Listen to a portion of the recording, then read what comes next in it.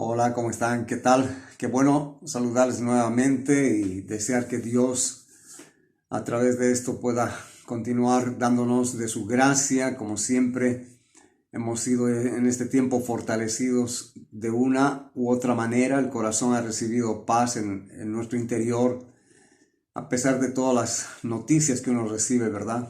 David decía, no voy a tener temor de las malas noticias. Y en verdad que este tiempo han sido noticias negativas y noticias no tan gratas muchas veces, pero Dios guarda nuestro corazón y eso es bueno saber de que el Señor está como Padre cuidándonos en todo aspecto. Él cuida, vela por nosotros, dice la palabra que Él no descansa ni se fatiga. Así que nosotros pues podemos vivir confiados en eso que creemos, amén.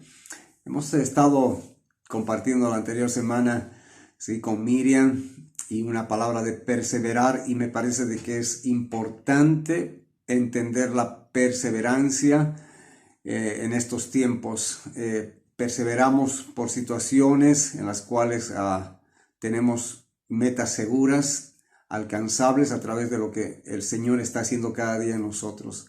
Así que no nos vamos a cansar de continuar a pesar de las dificultades, de las pruebas, de las circunstancias en las que nos encontramos.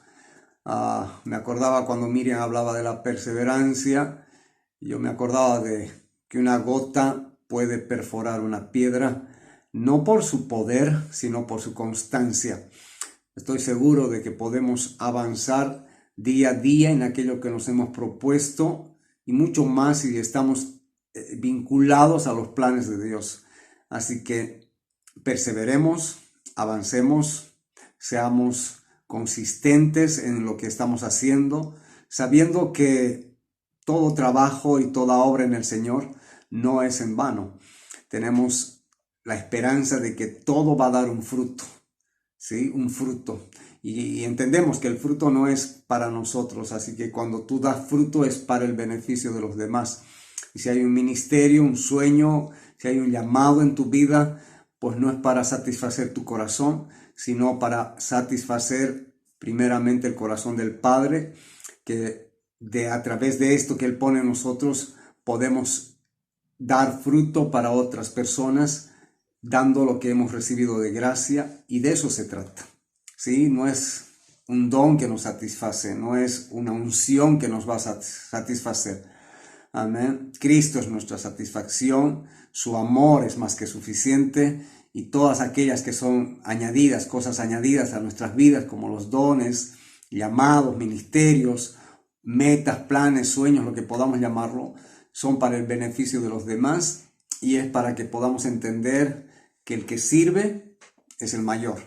Así que animarles, iglesia amada, que podamos en estos tiempos fijar nuestros ojos en el Señor y enfocarnos plenamente en lo que el Señor quiere hacer a través de nosotros en estos tiempos, donde su maná, su palabra, su presencia no ha faltado. Amén. He estado pensando en estos días acerca de una palabra que venía a mi corazón, como el lugar íntimo con el Padre, el lugar cuando uno tiene preparado para estar delante del Señor en cualquier tiempo, en cualquier momento que tú dispongas. Amén, el corazón está dispuesto a buscar del Padre. Y estaba hablándome el Señor acerca de las cosas que se disponen en una habitación para poder tener un tiempo de descanso y comunión con Él. Y me llevó el Señor a una palabra que está en Segunda Reyes, que la quiero leer ahora con ustedes, Segunda de Reyes 4:8, y quiero pedir al Señor, sí, que nos dé su sabiduría, su gracia para poder entender lo que hoy vamos a hablar y lo que el Señor nos quiere ministrar a través de la palabra. En aquellos tiempos estaba un varón como continuando la parte profética de otro tremendo hombre de Dios que era Elías, ¿sí? viene como un precursor de todo lo que iban a ser las palabras proféticas hacia el pueblo de Israel en la época de los reyes.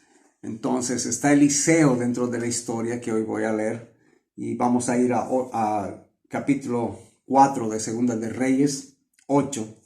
Dice allí: aconteció también que un día pasaba Eliseo por Sunem, y había allí una mujer importante que le invitaba insistentemente, ¿sí?, a que comiese. Y cuando él pasaba por allí, venía a la casa de ella a comer. Qué lindo que esta mujer pueda atraer al profeta, pero con un pretexto. ¿Cuál pretexto? Comer, tener comunión.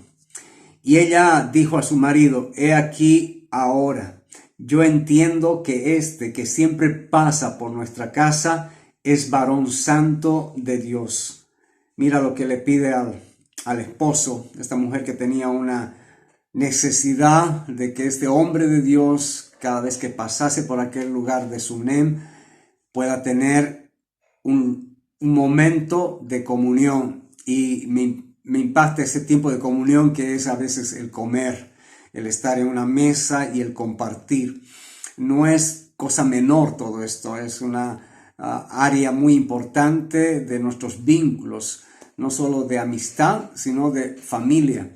La mesa es importante en la casa, es un lugar de comunión y de acercamiento y de relación.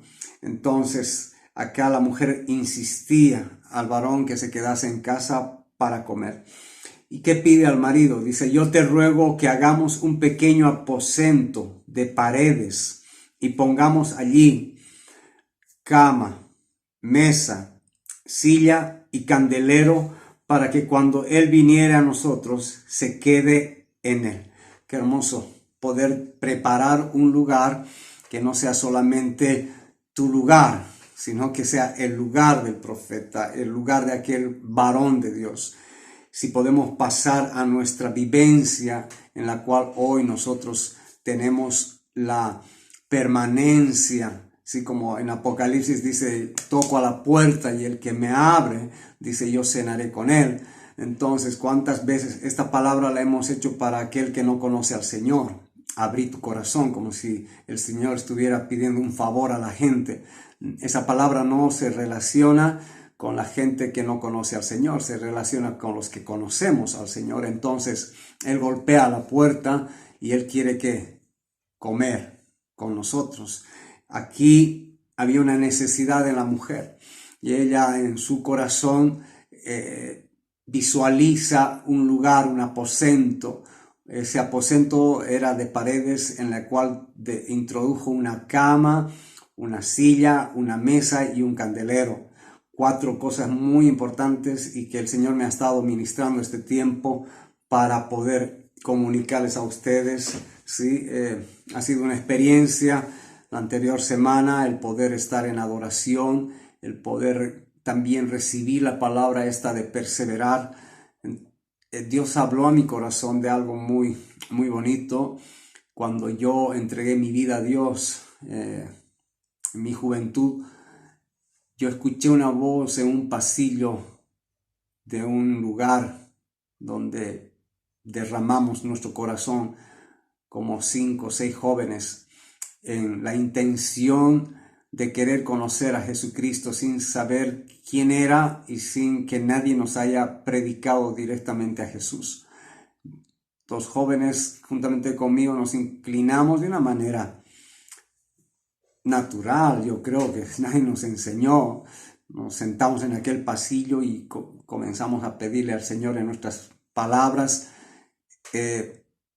conocerlo a Él, más que poder seguir una línea religiosa o alguna línea tal vez a veces que uno quiere pretender de mejorar tu condición humana.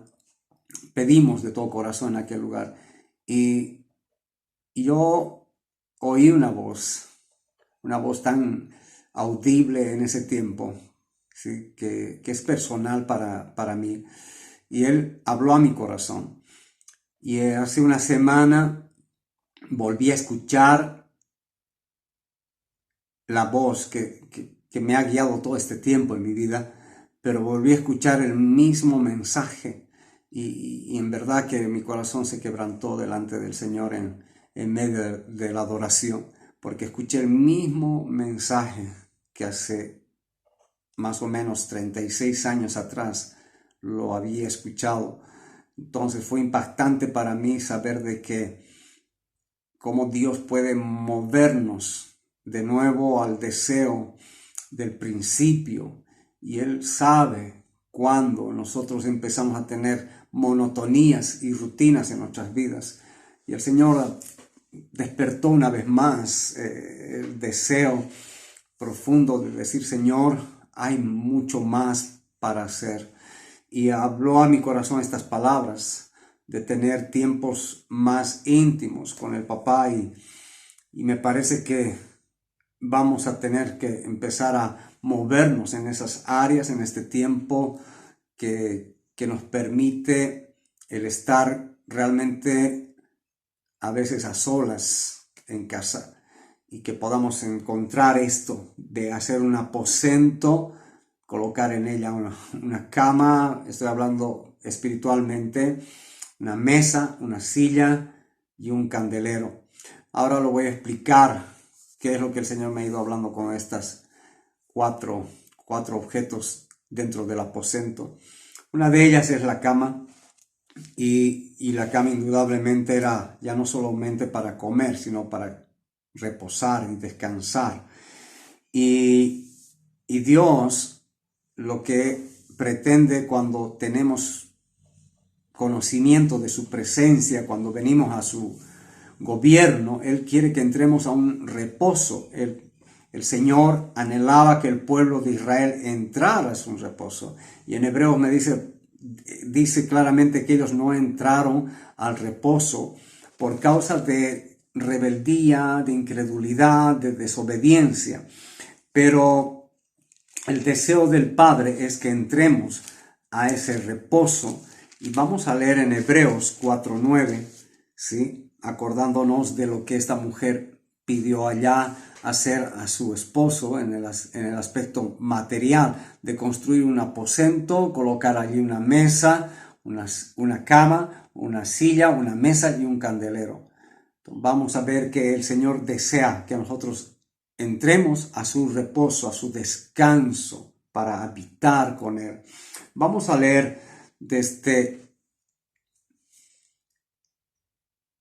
el 6, dice: por lo tanto, puesto que falta que algunos entren en Él, y aquellos a quienes primero se les anunció la buena nueva, no entraron por causa de desobediencia. Otra vez determina un día, hoy, diciendo: después de tanto tiempo, por medio de David, como se dijo: si oyereis hoy su voz, no endurezcas vuestro corazón.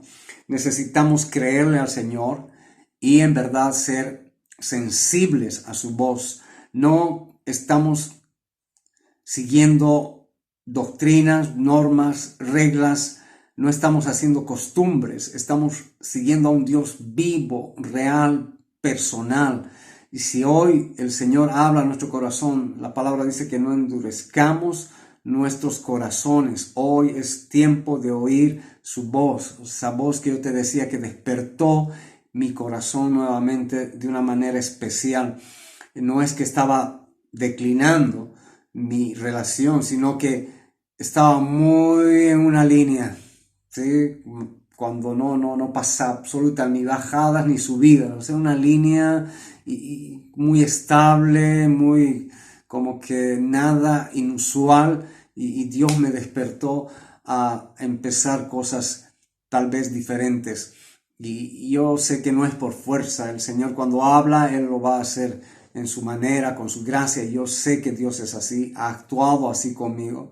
Jamás he aprendido a buscarlo a Dios por imposiciones, sí con deseo, sí con obediencia, pero no imponiéndome reglas ni normas, ni poniéndome pesos que sé que voy a dejar a veces de cumplir. Quiero conocer a un Dios personal, natural, un Dios que es genuino, verdadero, que es creativo, ¿sí? Que es innovador, que Él siempre está con cosas nuevas, diferentes, frescas, motivándonos a tener una vida, como dice la palabra, disfrutando cada día de sus nuevas misericordias. Si hoy estás oyendo su voz, no endurezcas tu corazón, porque si Josué les hubiera dado, dice, el reposo, no hablaría después de otro día. O sea que no pudieron el pueblo entrar al día de reposo. Por tanto, queda un reposo para el pueblo de Dios, porque el que ha entrado en su reposo también ha reposado de sus obras como Dios de las suyas. Entonces, hay un reposo. Amén. Y dice la palabra, procuremos pues entrar en aquel reposo para que ninguno caiga en semejante ejemplo de desobediencia, porque la palabra de Dios es viva y eficaz y más cortante que toda espada de dos filos y penetra hasta partir el alma y el espíritu, las coyunturas, los tuétanos, y discierne los pensamientos y las intenciones del corazón. Y no hay cosa creada que no sea manifiesta en su presencia. Antes bien, todas las cosas están desnudas y abiertas a los ojos de aquel a quien tenemos que dar cuentas. Entonces, ¿qué es mejor?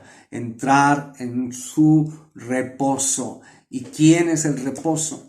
Esto es muy importante. ¿Quién es el reposo? Hay una palabra viva, eficaz, sí, que es cortante, que penetra hasta partir y discierne las intenciones del corazón. Entonces no hay nada escondido. El Señor conoce nuestra situación, conoce abiertamente lo que somos. No podemos esconder absolutamente nada. Podemos, como decía Miriam, mantener tal vez una fachada, una careta, pero Dios sabe lo que está adentro y cuántas cosas necesitamos en verdad permitirle al Espíritu Santo de que en su palabra, en esta verdad eficaz, en esta palabra que es como una espada de dos filos que penetra hasta partir el alma y el espíritu, dice, las coyunturas, los tuétanos, haga una obra de transformación en nosotros. O sea, no va a venir una transformación por normas ni reglas, ni por que yo te diga lo que tienes o no tienes que hacer. Va a venir por una relación con el Señor, abiertos a levantar un lugar, un aposento en el cual entremos a su reposo, en el cual entremos a descansar en Él. Y vamos a ver en Lucas 6:5 de quién es el reposo. La gente pensaba que era un día y estos hombres religiosamente cumplían la ley y no querían ni sanar ni salvar a sus bueyes, absolutamente nada. Ese día para ellos era un día de vagancia, ¿no? Un día de no hacer nada. Y este día de reposo lo convirtieron en una religión absoluta, guardándola estrictamente. Pero viene Jesús y nos habla de algo mucho más alto. En Lucas vamos a leer 6:5. Lucas 6:5. Voy a ir desde el principio, desde el 6:1. Aconteció en un día de reposo que pasando Jesús por los sembrados, sus discípulos arrancaban espigas y comían, restregándolas con las manos. Y algunos de los fariseos, los religiosos, persiguiendo siempre a Jesús. Sí, cuando tú andas en el Espíritu, cuando tú andas haciendo cosas que no van dentro de la normativa religiosa, siempre van a estar los religiosos persiguiéndote y diciéndote, che, no estás cumpliendo tal cosa, no estás haciendo conforme a esto, no hay manera muchas veces de evadir la gente religiosa. Está siempre observando, pero nosotros hemos creído en la vida del Espíritu y en esto es donde queremos perseverar. Sí, vuelvo a remarcar esta palabra. Esta mujer que habla en Reyes, dice, insistentemente le pedía al profeta, insistentemente le pedía que entrase a comer, Qué hermoso, ¿verdad? Nuestra insistencia debe ser en las áreas espirituales. Cuando haya un cambio interno, este cambio interno se va a reflejar en lo externo. Nuestra vida externa también va a ser un testimonio de las transformaciones internas que el Señor ha producido en esta relación íntima con el Padre. Acá está hablando, los fariseos dice que sí dijeron a Jesús, ¿por qué hacen lo que no es lícito hacer en los días de reposo? Imagínate, no podían ni sacar las espigas del sembradío, ¿sí? Allá caminando naturalmente, seguramente con los discípulos Jesús, en una manera natural, ¿sí? Sacando las espigas y restregándolas con las manos, hacían que esto se desgranara y comían el trigo, y lo comían. Y los discípulos, los fariseos siempre con sus costumbres les decían, no es lícito hacer en el día de reposo.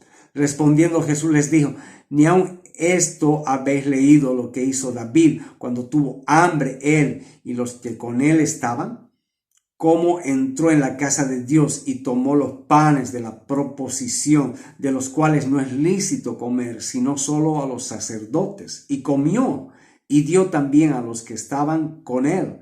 Y les decía, el Hijo del Hombre es Señor aún del día de reposo. Entonces, ¿quién es el Señor del día de reposo? Cristo. Él es nuestro reposo. Él es el reposo para nuestras vidas. Amén. Nosotros tenemos un lugar para descansar. Un lugar donde poder estar en paz. Un lugar donde podamos tener con el Señor comunión en paz, en descanso. Cuando hay reposo, no hay culpa, no hay condenación. El corazón está tranquilo, el corazón está justificado. ¿Sí? Habían lugares en el Antiguo Testamento que cuando el rey se sentaba en su trono, en su silla, ¿sí? Y algunos que no venían a sentarse con él, los reyes pensaban que seguramente no estuvieron limpios, no estuvieron conforme a lo que en ese lugar el pueblo sí podía ser contaminado, pues sus invitados no estaban siendo puros para venir y sentarse a la mesa. Y estos reyes pensaban de esa manera. Saúl tiene una experiencia así, cuando un día David no se presenta a comer con él, él pensó, bueno, no debe estar puro, ¿sí? Pero estas son reglas normativas, donde nosotros tenemos paz en aquella reconciliación a través de la sangre de Cristo. Él nos ha introducido al reposo, al descanso, a habitar de una manera en paz, sin culpa, sin ninguna condenación, sin ningún pensamiento de división, sin ningún pensamiento de contrario, sin ningún pensamiento de duda. Nosotros estamos plenamente convencidos de que tenemos comunión con el Señor en una manera libre, en una manera transparente, real. Ni siquiera es imaginaria, es real. La presencia de Dios es real, la presencia del Espíritu Santo es real, la presencia de nuestro amado Jesús es real. Por lo tanto, tenemos una realidad nosotros viviendo todos los días, aprovechando de esta comunión con el Padre. Amén. Y Él es el día de reposo. Los fariseos legalistas no lo entendían. Y qué bueno es cuando entramos a Hebreos, Él nos dice pues que nos ha introducido a su reposo. Amén. Luego está la mesa. La mesa es un lugar de provisión, ¿sí? Un lugar donde puedes tú poner alimentos y comer, invitar. Eso es lo que significaba la mesa, un lugar donde podían la gente compartir lo que había, lo que tenían, y lo ponían en la mesa, y era el tiempo precioso de tener relaciones unos con otros. Y la mujer quería pues que el profeta quedase una y otra vez en aquel lugar para comer y compartir. Vamos a ver en 2 Samuel, después de leer lo que esta mujer pretendía con el profeta, vamos a leer en 2 Samuel 9:7, ¿sí? Que hay una mesa de pacto y de gracia. O sea, esta es la mesa que tenemos con el Señor, una mesa de pacto y de gracia. David hizo un pacto con Jonathan y lo cumplió.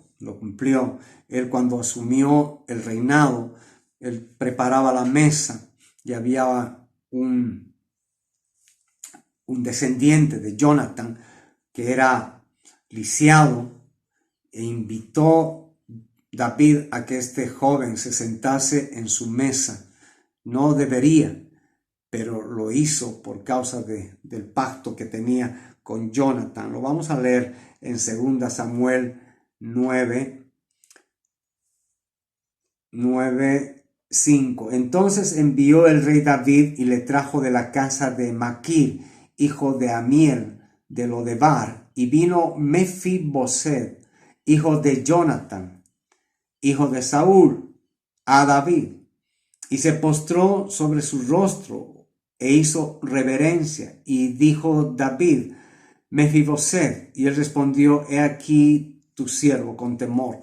Yo no sé si este Mefiboset tal vez estaba pensando que su cabeza iba a ser cortada en ese momento, porque el rey David sufrió mucha persecución por el abuelo, ¿sí? En este caso Saúl, pero había un pacto como de hermanos, un pacto establecido en aquel tiempo entre Jonathan, ¿sí? y David. Entonces, al fallecer tanto Saúl como Jonathan, quedó este muchacho Mefiboset, y David se acordó del pacto.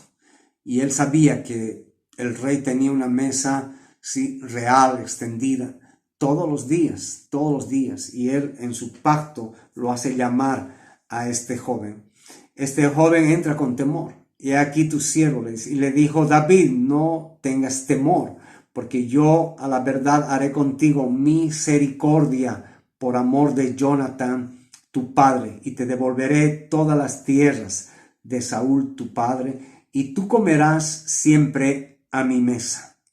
Y él, inclinándose, dijo: ¿quién es tu siervo para que mires a un perro muerto como yo? Él no se sentía digno, porque sabía que cuando un gobierno subía, el otro tenía que ser directamente eliminado. Pero estaba el pacto. Y sabemos que a través de Jesús nosotros tenemos una mesa extendida con el Padre. Yo a esto realmente lo veo como una mesa de pacto y gracia. Él no se merecía Mefiboset, pero David cumple su palabra, cumple el pacto. Entonces el rey llamó a Siba, siervo de Saúl, y le dijo: todo lo que fue de Saúl y de toda su casa yo le he dado al hijo de tu señor.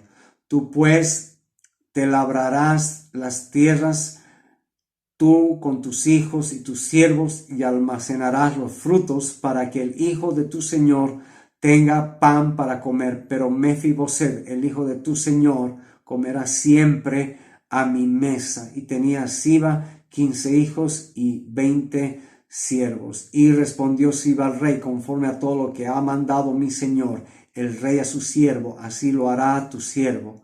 Mefiboset dijo al rey: comerá a mi mesa como uno de los hijos del rey. Y tenía Mefiboset un hijo pequeño que se llamaba Micai, y toda la familia de la casa de Siba era siervo de Mefiboset. Y moraba Mefiboset en Jerusalén, porque comía siempre de la mesa del rey y estaba lisiado de ambos pies. Qué tremendo. Le devolvió su dignidad. David lo devolvió a este Mefiboset. Todo lo que sus padres tenían, le hizo volver a sus tierras a labrar, y a que todos los siervos comieran de esas tierras. Pero él tenía todo el tiempo que el rey David vivió, él tenía un lugar en la mesa real. Qué lindo, una mesa de pacto y de gracia, que hoy la tenemos, amén, que hoy la tenemos. Es la relación con la que el Señor quiere que nosotros nos comuniquemos en una relación con el Padre sin temores, sin temores. Si Dios nos permite estar en esta mesa es por su gracia.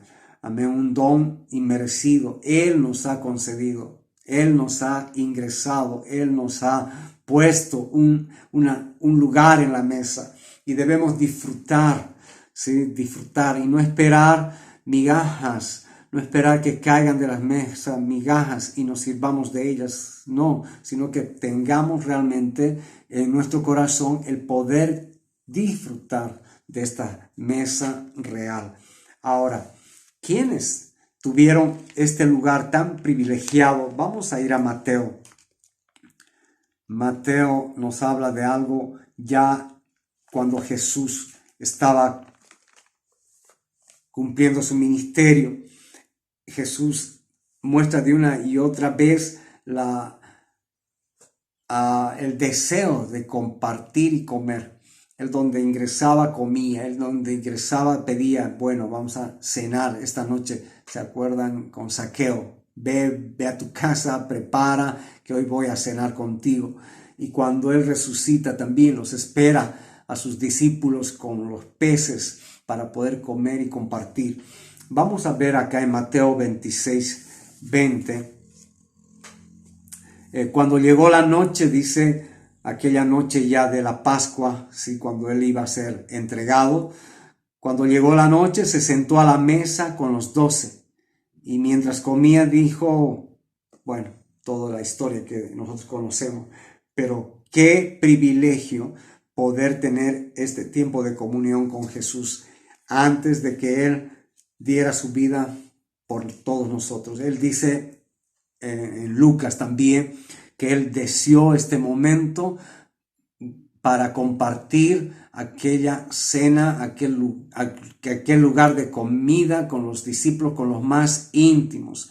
El Señor va a poner mesa con los más íntimos. ¿Y cuál es la promesa? Vamos a ver Lucas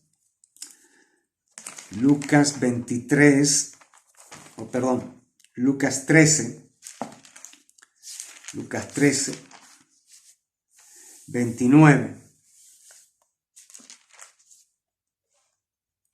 Vamos a leer allá. Porque vendrá del oriente y del occidente, del norte y del sur, y se sentarán a la mesa en el reino de Dios. Qué hermoso. Amén.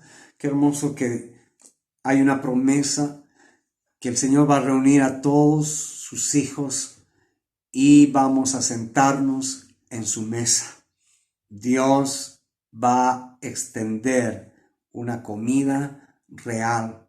Yo no me la imagino, pero sé que vamos a estar en una mesa extendida y vamos a ser servidos, porque la palabra dice que vamos a estar delante del Padre, pero como hijos, ¿sí? Como hijos. Hoy tenemos una identidad, y la identidad que debemos marcar en nuestras vidas con toda humildad, porque aprendemos de Jesús, que fue manso y humilde de corazón. Siendo rey, fue manso y humilde de corazón. Hoy aprendemos en mansedumbre a comportarnos, amén, dentro de una sociedad tan alterada, tan convulsionada, tan confundida. Debemos comportarnos con humildad y con mansedumbre, sin olvidarnos la condición de hijos de una realeza. Hay linaje en nosotros, pueblo adquirido, amén. Somos linaje escogido. ¿Para qué? Para contar las maravillas del Señor. Ahora hay un lugar para ti y para mí en la mesa. Hay un lugar para ti y para mí en la mesa.